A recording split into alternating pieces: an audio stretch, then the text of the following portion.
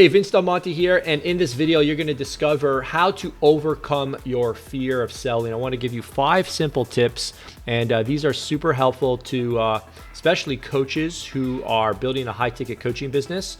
And if you are focusing on organic methods of creating content and then having conversations in the DM and then scheduling calls and taking somebody to a strategy session or discovery call, this video is going to help you schedule more calls. Now, this just showed up yesterday on a coaching call with one of my paid clients who was struggling to fill his calendar with prospects to buy his coaching program.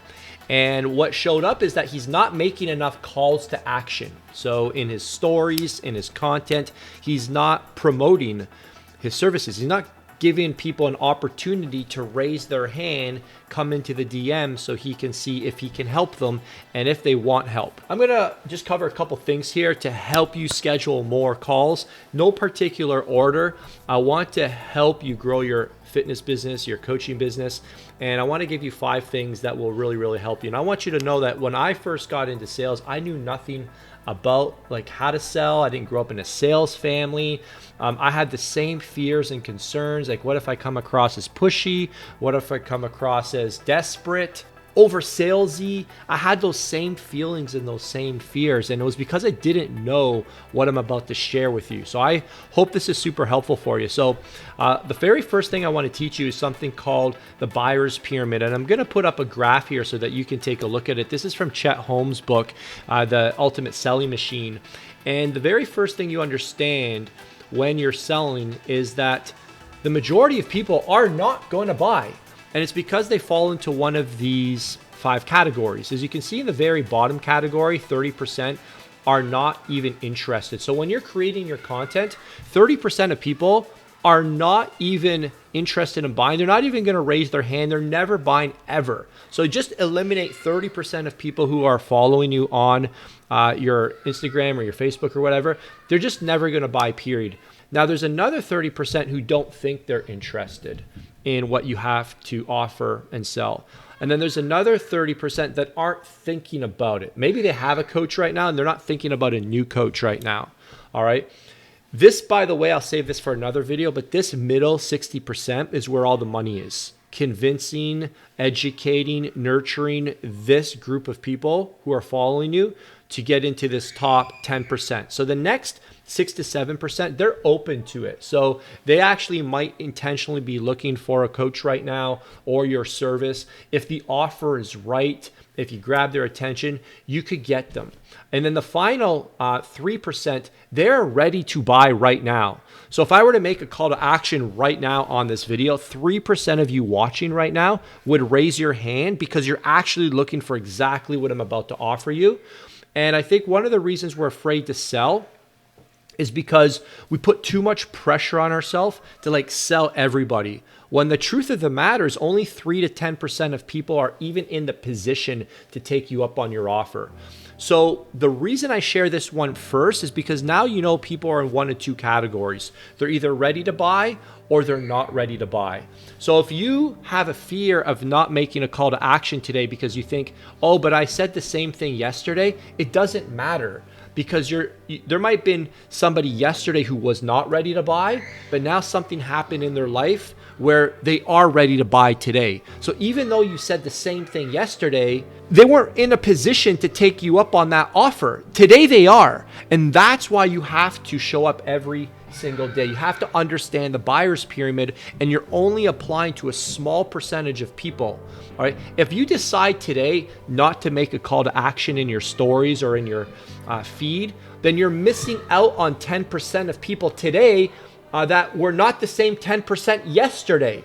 So that's why you can make a lot of money online, even if you have a small following. People say, "Oh, I only have 200 people watching my stories. I only have 1,000 followers." Yeah, but those 1,000 followers, their ambitions and their goals, they change from day to day. So yeah, they've been consuming your content for months. It doesn't mean that they're not interested in buying. They just haven't been ready to buy or raise their hand yet. Does that make sense? So that's point number 1, and that's a big one. The next one is that you're giving consumer attention too much credit. And what I mean by that is that you're assuming that everybody watching your stories is listening to every single word. So you think you're coming across as pushy. Did you know yesterday I made 10 calls to action across all my platforms? I bet you didn't, because you probably don't follow me on all my platforms. But if I get in my head and think, oh my gosh, I'm being really salesy, I made 10 calls to action yesterday, you probably don't even know. But if I'm making my decision based on that, then I'm leaving a ton of money on the table. So what I've learned is that 90% of your following consumes or retains only 10% of what you put out. So if you're thinking they're like actually absorbing every single thing you say, you're giving them way too much credit. People's attention is spread across a million different people's platforms and different shows and things going on in their life. They don't remember what you said yesterday. All right. So don't give people that much credit. And you look at a guy like Grant Cardone, he promotes something different every hour of the day, right? How does he get away with that? Well, they weren't ready an hour ago, or he knows people aren't consuming all of his offers. So that's why he's prolific. All right. The third thing you want to ask yourself is, why am I afraid? And oftentimes the source of our fear comes from when we were younger. I don't know, maybe when you were younger, you heard your parents arguing over money, and maybe you heard your mom get upset at your dad because your dad bought something that he wasn't supposed to buy. Your mom's yelling at your dad, and all of a sudden they've got this bill that they can't pay for, and this bill came from some guy who sold your dad something that he didn't need. So now you've got this belief from when you were a child that people who sell things are bad because your dad buys stuff he's not supposed to buy, and then your mom yells at him, and then there's tension in the house, and then they don't treat you nicely. People who sell stuff must be bad. I don't know where your beliefs came from around money. Often they were always from childhood, and oftentimes our relationship with money is not a good one.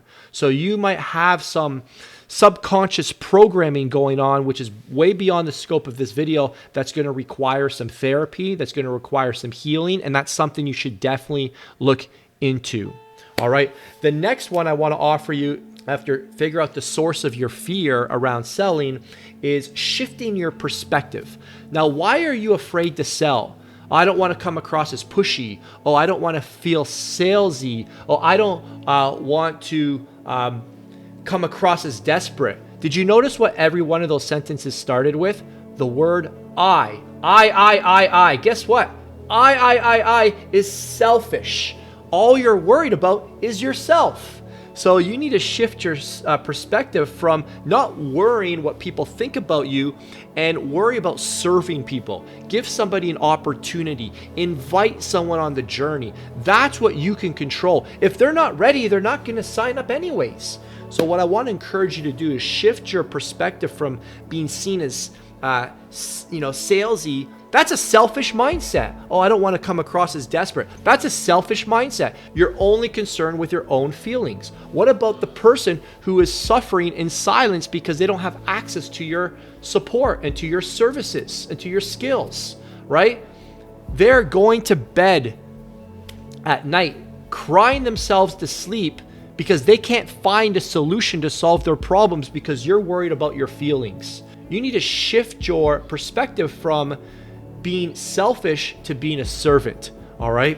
My last one is reframe rejection. A lot of us are afraid of rejection, and we need to welcome rejection. When we put ourselves out there, we have to see that, hey, you're getting one step closer to the sale, because sales is all math. It's all about giving people the opportunity to consume more and more of your content and to see more and more of your offers. Typically, someone needs to hear a call to action, consume your content 20 to 25 times before they're even like really starting to consider you.